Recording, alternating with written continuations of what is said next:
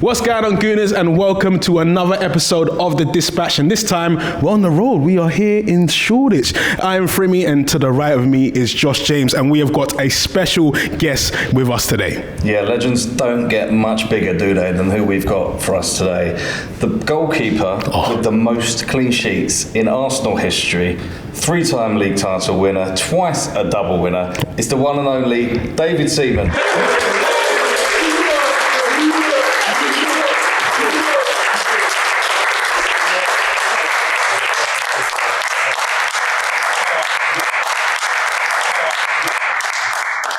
Legends in the building. That's what we like to see. By the way, that's a blast from the past. That's the other day, surely. It feels like the other day. What year is that? Where's one trophy? I can't remember. one out of 9, yeah, not bad. But yeah, thanks so much for coming today. Well, could we start with telling us a little bit about what you're up to at the moment? You've been working with the academy goalkeepers. Yeah, I go in once a week with sometimes it's the under-18s or the under-21s, and it's just nice to go back and look at the same place where I used to work and all that sort of stuff, and it's good, and it's, I know that they're only young, but there's little bits that I can spot. We've got a bit of experience. Yeah. So it's funny because I've actually seen him around the training ground. I think I saw you when I was doing. Always in a golf ball. Yeah. You're not gonna get involved. We have to walk. But I always see you around, of course, doing the carpools and stuff. And I've always wanted to ask, what would be your karaoke song? What would be the song? Karaoke. Yeah. Mate, I can't dance and I can't sing, so you've got to know what you're not good at. Yeah. If I had to pick, probably something like Body Rockers, I like the way she moves and that sort of thing. I'm going to pretend. Do you know what that would not be seen. Okay. I think I've heard that's the grand finale today, so we'll look forward to it. But yeah, so what's it been like? I mean, I spoke to you earlier and you're like, it's a bit surreal going back on the training pitch as a Shoba, and where you were put so many hours in yourself. Yeah, exactly. And out there. Well, the first time that I went back on this, so it's probably about three and a half years when Aaron joined and Ramsdale, and they invited me to go and watch him train and that, which was great. And Bertolino was there, and as I walked onto the training pitches for the first team, which is where I used to go, it's just so strange seeing the goalies training in exactly the same position that I used to train. Right. And I was like, oh God, this feels weird. Did anything change around that area, or was it exactly the same? Okay. Yeah. And I went up and I was like, just watch out, because there's a lot of my sweat in that glass. some things never change, but then a lot does change. And I guess especially in goalkeeping when you're working with the young players now. I mean, how different is, what would you say is the main difference? Because I spoke to David Rye recently, and he was like, I touched the ball more with my feet than I do with my hands, and goalkeeping is completely different, I guess, in some respects, and some it isn't. Especially now, with the goalkeepers having to play out from the back, and then obviously sometimes they'll push in and try and make that extra man in the back line. But it's a new part of goalkeeping. And people said to me, "Oh, do you think you'd be able to cope with that?" And I was, because I would have been coached it. Yeah, fair. That's what's happening now. All the goalkeepers are coached that. And I get so many people coming up to me like, "Oh, I've got this goalkeeper. He's like great with his feet." And I'm like, "Any good with his hands?" Yeah. Does he actually do the job that he's supposed to do? He's great with his feet. Let him play outfield. Oh, brilliant. What is your take on our defensive record at the moment? You must be thinking this is incredible. Oh, it's special. Yeah. There's no doubt about it. It's special because, sometimes, and I said it the other day, I said, sometimes even I could play now. With how good that back four is, because David doesn't get a lot to... I hate that phrase, by the way. Doesn't get a lot to do, but because he's not making a lot of saves, people think, he's had nothing to do. It's probably harder, but he's had a lot of decisions to make, whether to go for the ball or the cross or whatever. And even not going for the cross is a good decision. Once you make that right decision. But he's the thing that I love about David is that he's not having a lot to do, but when he's called upon, he's making big match-winning saves. And that's the sign of a good goalkeeper. Because in training we make saves all the time. But it's continuous, it's rapid. Just make sure you're locked in. And there's different levels, because once he knew he was number one. You could see him getting better and believing it. But the pressure level is up there because it's Arsenal. You're expected to win. Is that similar to you? Because John Lukic was a very popular goalie. I know. I remember. I'm going to tell you the story, right? So I had a chance before my contract finished at QPR. I was letting it run down because I wanted to leave. And I spoke to Sir Alex Ferguson. So I was going to go Man United. And then literally a few days later, Arsenal made a bid for me because Sir Alex wanted me free. So Arsenal made the bid. That's when I came over, tried to sign the contract, but Lukic, he wouldn't leave. Right. So it all fell through. So then I have to go back to QPR. So I'm getting called all sorts of names. But then we play Arsenal. Then I'm getting called all sorts of names from QPR fans and Arsenal fans. Oh, no. And then we were out there, and all you lot were all going, "You'll never play for Arsenal." We all agree. Lucy's bad. And then you were like, "You never play for Arsenal." I was thinking, "I will, because I've already signed the contract." And then your first season, of course, you thought, well, I'll go. Not only will I play for Arsenal, I'll go win the league. I think it's 29 clean sheets in your first season. No, well, wait, 18. In all competitions, I think it was 29. I like that stat. I've got some more stats to throw you later. Yeah, I haven't seen a spreadsheet. It's literally stat heavy. It's just all up in there. But I mean, to settle into a new team like that and to go on that run, and tell us your memories of that season. So the reason that I wanted to leave QPR was to see how good I could get. Because at that time QPR were happy to just stay in the division. So I'd had 4 seasons there in the top division. But I wanted to, because obviously I've been involved with England quite a bit, and I've been seeing other players, playing for other clubs and winning stuff, and I was, if I got a chance to do that, I'd like that. And then, but like I said, I had the chance of going to Man United or Arsenal. And it was Ray Wilkins that made me, he said to me, he says, if you sign for Man United now, you'll win trophies later on because they're rebuilding. He said, if you go to Arsenal, you win trophies straight away. Oh, wow. And he was dead right, so. We got him to thank, man. Yeah. And then, but then also, so Bob Wilson was coming to coach me once a week from Arsenal because he was full-time at Arsenal. He comes to QPR once a week, and obviously go back to George Graham and tell him what I was like. And then Don Howe was the coach at QPR at the time. Don just went, get yourself to the Arsenal. That was it. Brilliant. And you mentioned that back four, obviously a famous back four, probably the best back four for my money I've ever had in English football. And that's another difference now in that you played behind the same, 4 or 5, you pretty much knew, not just came to the game, season to season that you had that unit.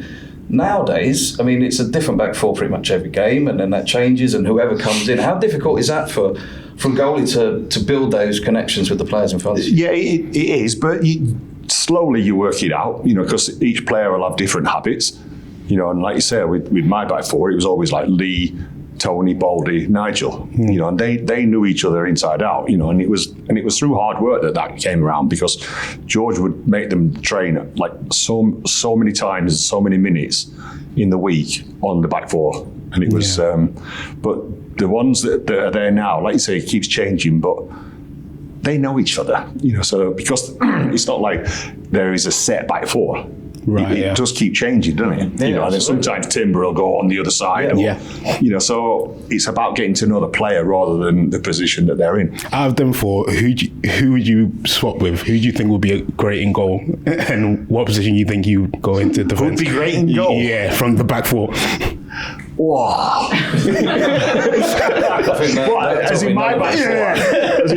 But like when I was playing, Merce he would go in goal. Yeah, Paul Merson would go in goal. Yeah, he used to enjoy it. He was half decent. Yeah, decent. For a striker. He's good with his feet though.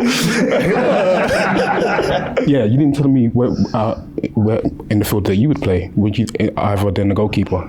I feel like that you played up front. I did. I did for the school, because like our school team was like really good, and sometimes I would literally like touch the ball twice in the game. And I mean, that'd be just like and roll it to someone. So I would get cold. So then I'd be like, oh, can I go up front for like 10 minutes or half an hour? Or then there's one game when I went up front for the second half and I scored 9 goals in one half. So I was all right. Imagine you for 9 goals. See, I knew what the goalie was thinking. That makes sense. We spoke about your first season, that clean sheet record and winning the title, and Arsenal especially started this season and continued this season to keep clean sheets, built on a great defensive record. 98-99 season remains our Premier League fewest goals we conceded. Yeah. I think 17 of which 15 you conceded. Yeah. I mean, how does that sort of transmit positivity and confidence to the rest of the squad when the players can look behind them and say, yeah, we're probably not conceding today. Yeah, and the other bit about that was that once we scored, we could defend that lead. We know how to defend. So then that's where like the 1-0 to the Arsenal came from. Because the defence was so good. But when you compare that to now, it's very much similar. Yeah. Because that defence is solid. And you've got a really good goalkeeper as well. So once we score, you're thinking, yeah, we're okay here. Yeah. Is that like momentum? It's confidence. Yeah. It's confidence, and then it builds. The more you keep doing it, the better the confidence gets. And it's even like now with, obviously with City winning at Liverpool, it's pressure. Yeah. But we're 6 points clear. It could have been 9. Yeah. It could have been 3 if we'd got beat. It's about believing in what you're doing, but believing you're going to win it. Of course, we booked our place into the League Cup. I think the last time we won it was in '93. Yeah, I was in goal. Yeah. Tell us about that day when you won it. Do you remember? Well, it was a special day for me because I'm from Rotherham, so right next door to Sheffield. So a lot of my friends were Sheffield Wednesday fans. So, we play them in the League Cup final and we play them in the FA Cup final. Yeah. But and beat them twice, but just saying. and my best save ever was against Sheffield United. So I do not go out for a drink in Sheffield. Oh wow! even though my wife Frankie's from Sheffield. Oh no! But the day. You don't remember much about it because it was my first cup final, and especially for Arsenal and at Wembley, so there's a lot of nerves around. Yeah. But it's just dominated by Stevie Morrow. Yeah. He scores the winner, and then afterwards we're in the middle of the pitch, and Tony lifts Stevie up. He falls over his bike and he lands, and we're like, "Oh, Steve, get up! What's up with you?" And as we looked at him like that, he went white. And then his eyes started rolling. We're like, oh my God, what's up? He was like, I broke my arm. And he broke his arm here. Just through Tony lifting him up. He couldn't go So then he got gas and air and everything on the pitch and went off on a stretcher. So he didn't go up for his medal. Luckily, we played Sheffield Wednesday in the FA Cup final, so then he could go up the steps before the game to get his medal. It's about time we won it again, basically, isn't it? So, do you think it could be... people talk about being a springboard and actually need to get that first trophy over the line. I guess you had that in your first season, so it was a little bit different. But do you think that's true? Do you think there's truth in that the first trophy? I feel so. Yeah, because we're at a stage now where we have got the best squad that I have ever seen at Arsenal. And that's including all my squads that I was involved in. The whole squad, every position is filled with quality. And there's somebody else in to come in that's just as good. Yeah. So it's the best it's ever been, and it just needs that. Once we get one, I just feel it will lead to more. Yeah. And I'm just praying that it's a big one this season, because next season, because once that happens, next season will be even better. Yeah. What would you? We're 6 points clear. We finished top of the Champions League. We're in the League Cup final. What would you say to them at this moment going into just believe that you're going to win it. But it's easy for me to say that because I didn't know, and like you say, it was really early on. It's my first season at Arsenal that we won the league. So, but the belief that the talent is there, the standards are there, everything is there, and it just needs that belief to go and get over that line. We've got scar tissue because of, the last 2 or 3 seasons, but don't use that as a negative. Yeah. Use that as a positive, because we are now serious contenders, not just in the league, but in the Champions League. Yeah. How different is it? You mentioned with 6 points clear, it could have been 9, and it's going to change every week now. Yeah. And it's quite nervy for us supporters. What's it like? You've been in both positions where we've, come from behind. You've been leading. Obviously you'd rather have that 6 point cushion than not. But what's it like? The difference in psychology, if you like, between those two positions. Well, when you're chasing, the pressure's not on you. And we had that when I think it was Man United. We were 11 points behind Man United. We caught them. Caught them and won it. So the pressure's not on you. So then that confidence comes game by game as you start winning. But we're in such a good position. Our little blip was 2 draws and 1 loss. Yeah.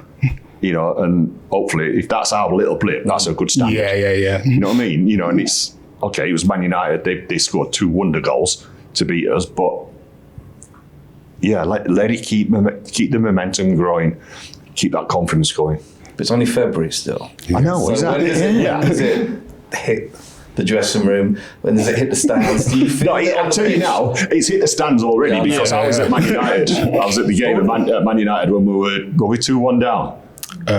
We went 1-0 down, 1-1, and then I think we went 2-1 down.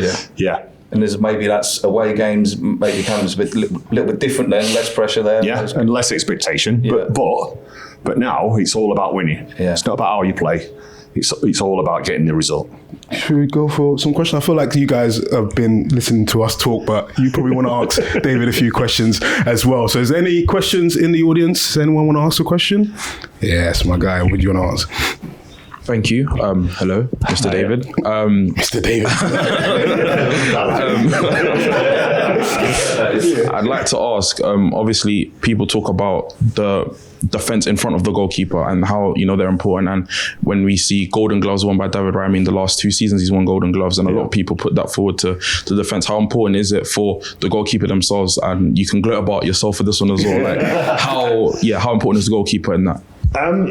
So the Golden Glove is for the least goals conceded. Is it least goals or clean sheets? Clean sheets. Yeah. So that's more of a collective thing for me.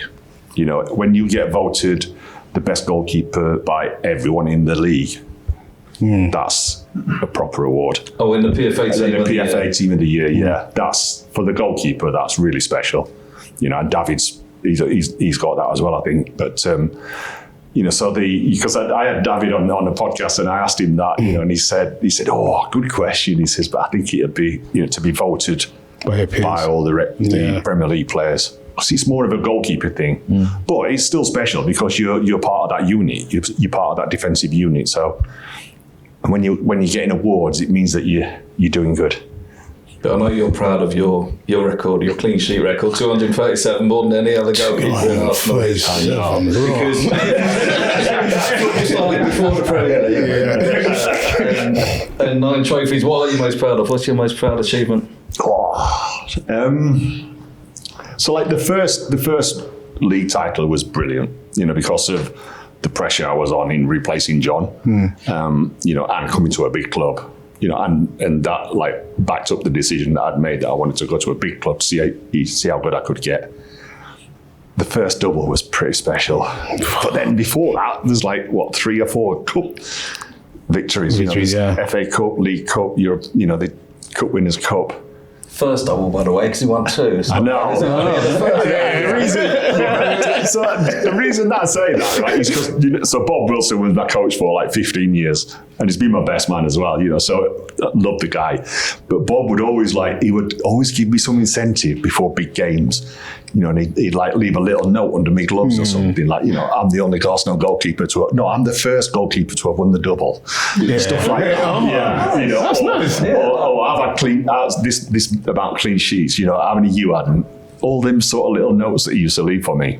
Oh, that's nice for cruel. I'm betting you, mate. Big game, mate. Now Bob always says, he says, now you've got the best comeback ever. You've got double. Oh, wow. Oh, brilliant. Any more questions? It's basically an easy save for you, but I was there at Old Trafford when you pulled off that amazing save, and can you talk us through it? Because, I mean, still I think about it.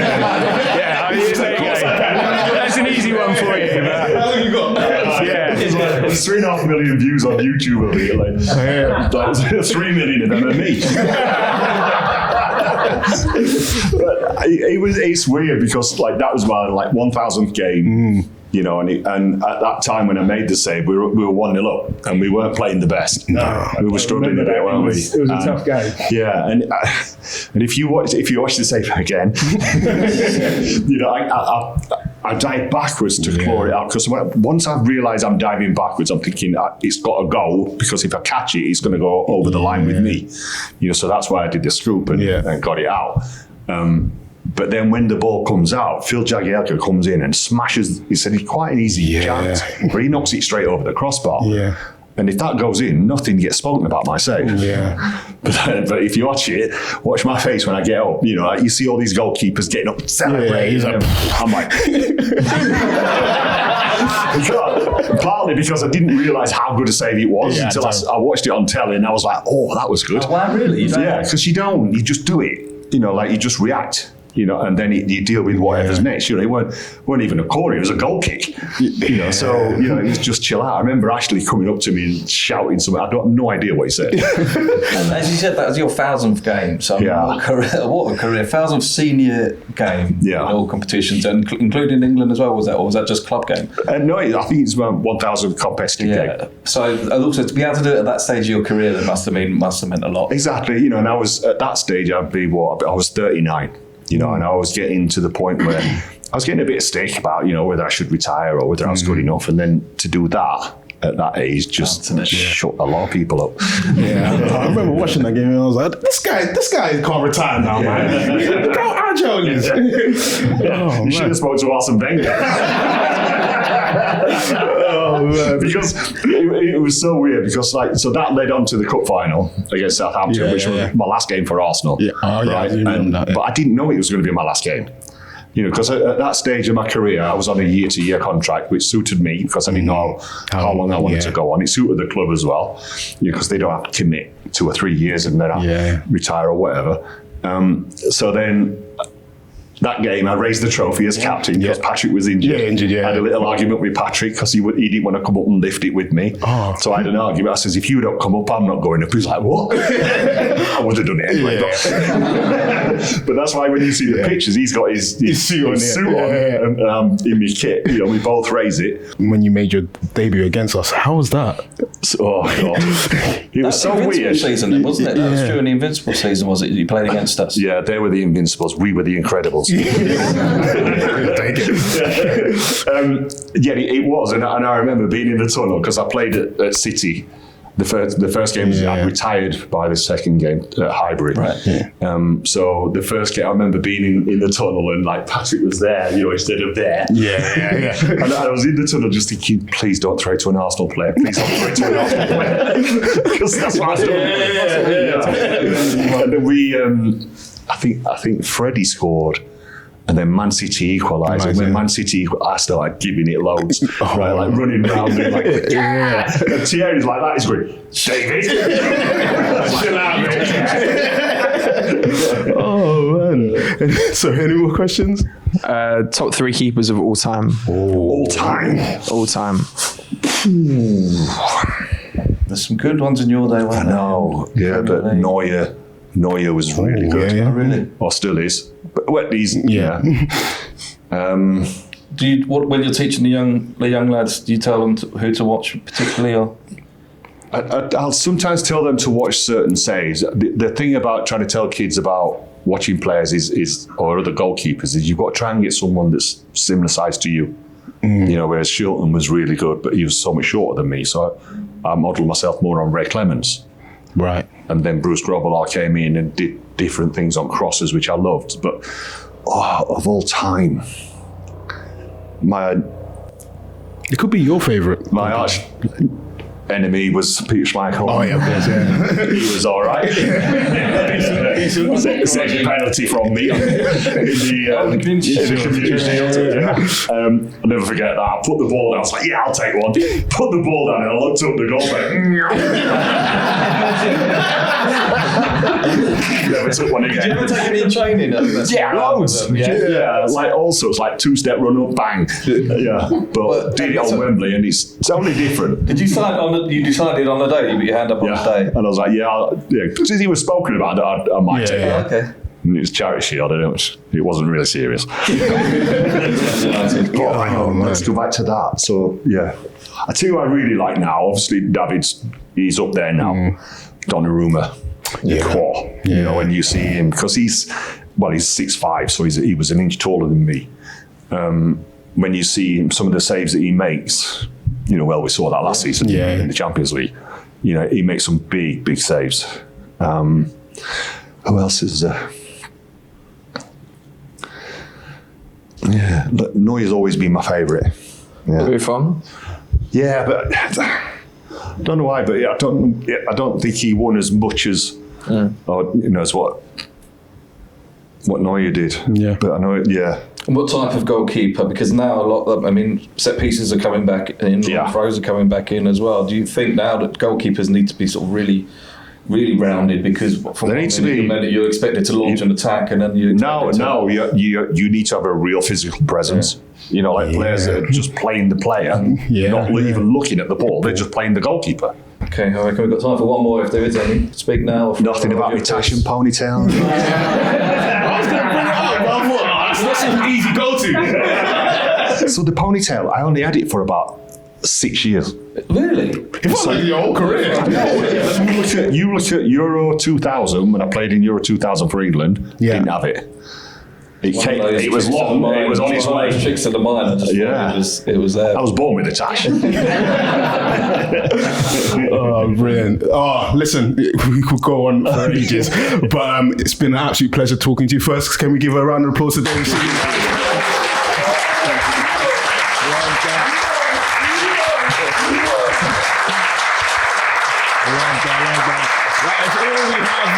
Today's dispatch, and it's been a great episode. It's been my favourite so far. Yes. Not because of you, sorry, but because of the legend.